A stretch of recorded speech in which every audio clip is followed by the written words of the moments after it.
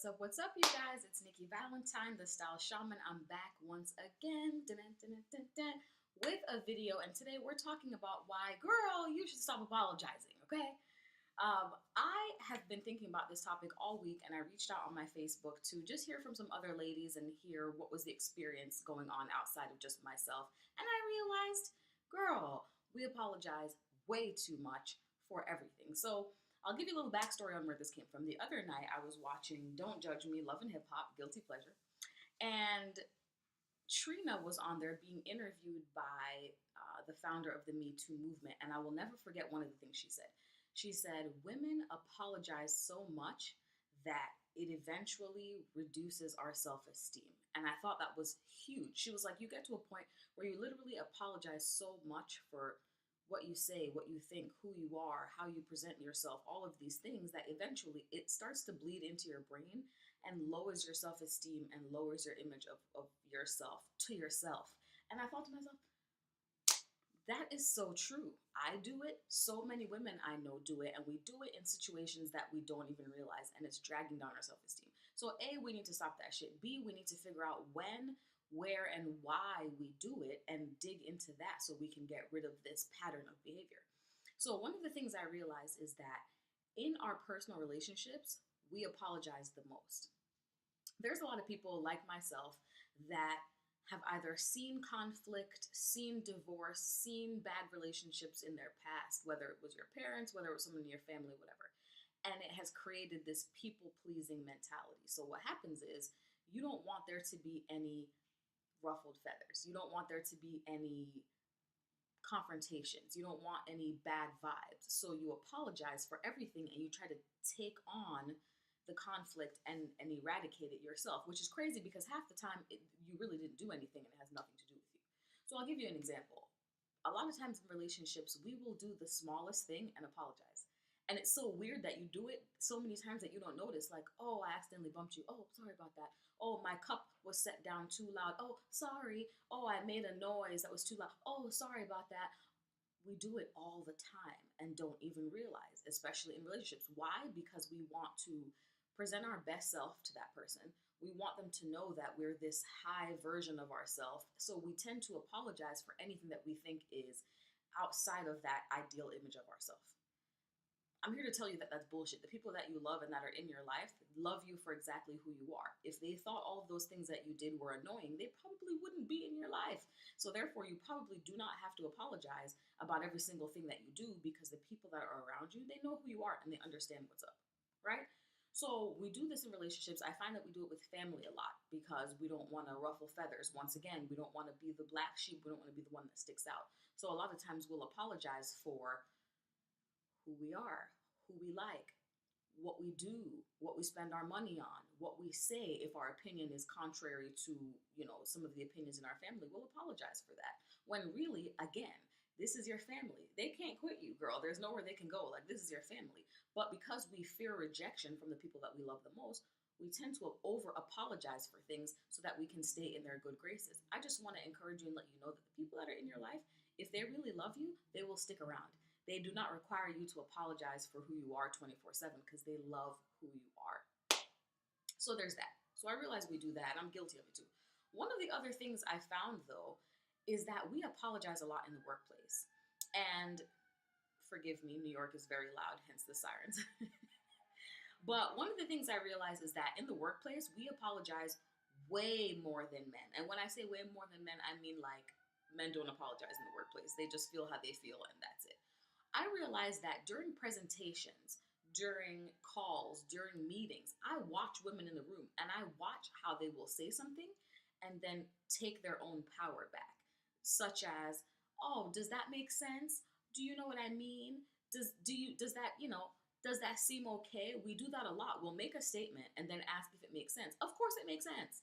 You thought of it. You did the research. You brought it up in your own brain. Of course it makes sense. You don't need to ask anybody if that makes sense. But we do it all the time for this sort of validation or to make more people comfortable because God forbid you just say what you know and don't back that with anything like, oh, is it okay? Then you seem like what? Overconfident, over whatever. No, that's you speaking with power. Speaking with power is you said what you said. That's it. Take it, consume it, get into it, and that's it. I don't need to qualify if it made sense or if it seemed right. I know it seemed right when I said it. That's not being an asshole, that's speaking with power. A lot of times, too, when we explain ourselves, we shoot ourselves in the foot from the explanation. You knew what you were talking about, but then when you explain it, you ramble on, you stumble over yourself, you apologize in the middle of your explanation. Girl, you knew what you were saying. But now that you have to share it with other people, especially other men, maybe other men that are more powerful than you second guess yourself and you don't speak with power. Speak with power. You know what you know. You prepared. You looked at it. You researched it. You knew what the fuck was going on when you wrote it down or thought of it. Speak it with that same power because, again, if you don't believe yourself, no one is going to believe you. And a lot of times, this is what holds us back in the workplace. We're strong. We have a lot of information. We know what's going on. But when we present it, we don't seem like we believe ourselves. So, why would someone promote you if you don't feel like you should be promoted? Why would somebody put you in leadership if you don't believe that you should be in leadership? When we don't speak with power, we allow other people to second guess us. So it's a whole lot of second guessing going on. You're second guessing yourself, now they're second guessing you. You can cut that by just standing in your power and speaking with power. It's okay. It doesn't make you a bitch. It doesn't mean you're trying to run over anybody. It just means you know what you know and you said what you said. And that is perfectly fine. I realize that the third place that we do this is in friendships. I feel like we have, and especially as women, a sick need to fit in with the group, to not ruffle any feathers beyond like what your girls are doing or what they're thinking or what they feel is acceptable or whatever. And so a lot of times we dumb down our power just to fit in.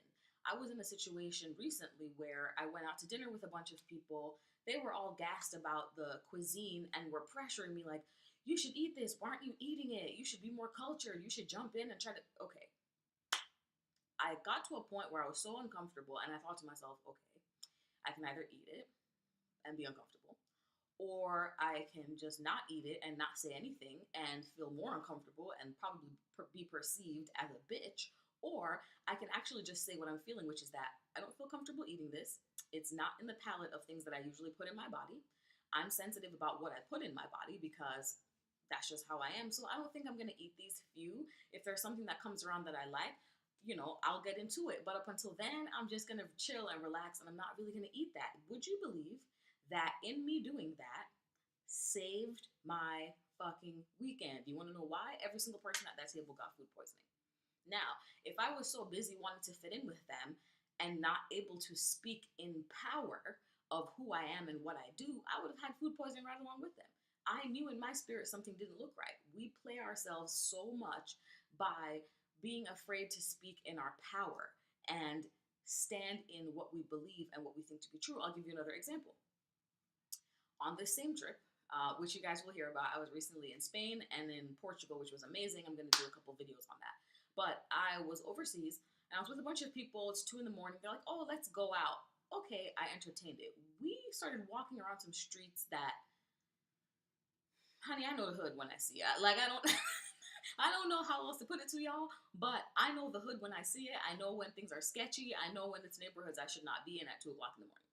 So we're walking around. We can't find a place to go into to enjoy ourselves. We're starting to get approached by random men who want to hang out with us. After about 15-20 minutes of all this wandering around in the ghettos of Barcelona, I was like, look, I'm going home. I'm going straight to my hotel. I'm about to take a taxi right now. And that's just what it is. I don't feel comfortable with this. This is not my vibe. I don't feel safe. And therefore, I'm out. So you know what happened? One other girl, as soon as I said I was going to take a taxi, she looked at me like, oh, thank you, bitch.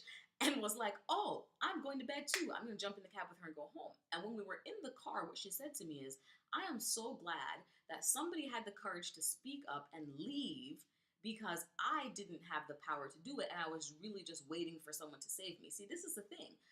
Do not let yourself be that person. Never let yourself be trapped in any situation that you don't feel comfortable being just because you're with your friends or you're out with your girls or whatever. If you feel something in your spirit that says you're not with it, leave. Speak up and be powerful when you speak up and say why you're leaving and why you're uncomfortable, and people will just have to respect that. Right? So I don't want to go on too long and belabor the point, but something I just want to impress upon you guys is you are who you are.